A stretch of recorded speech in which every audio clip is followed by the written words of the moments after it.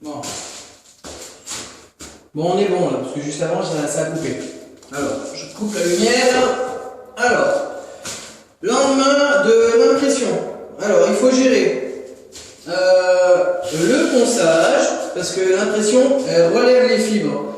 Donc, ça fait des petits granulés si on n'a pas bien géré. Normalement, si on a fait la méthode pistolet et un rouleau pour étaler, il n'y a rien à égrener. C'est nickel.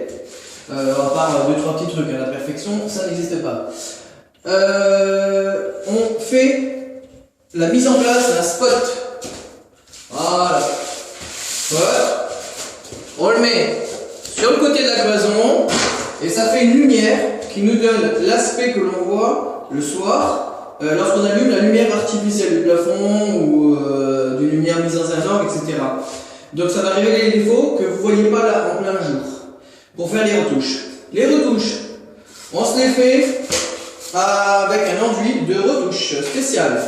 Faut pas travailler avec le GDX qui est l'enduit de bande, ça sert à rien parce que il sèche pas pareil.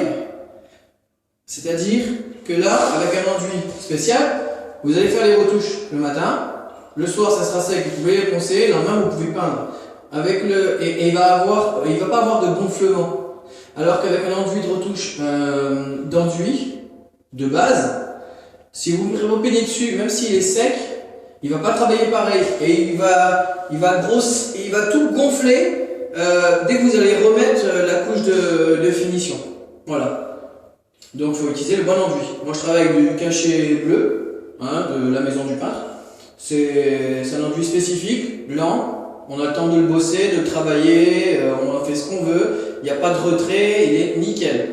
Mais par contre, c'est séchage 48 heures. Il y a des cachets rouges où c'est redoublable 3 heures après. C'est-à-dire vous faites les retouches le matin, c'est sec, vous pouvez le repeindre l'après-midi. Mais bon, moi je conseille toujours quand même d'attendre une journée complète pour que ce soit bien à cœur, sec, parce que des fois, ça crée des galères parce qu'on a du mal à le poncer. Il s'égrène mal et du coup ça se voit à la finition. Donc une journée séchage après les retouches d'enduit. C'est l'idéal. Une fois que les fibres se sont relevées, normalement si vous avez géré avec le pistolet et ensuite le rouleau, il n'y a rien, la plaque elle est nickel parce que la peinture elle est bien détendue, la peinture a été ramassée, il n'y a rien qui est relevé. Donc vous avez gagné tout ça.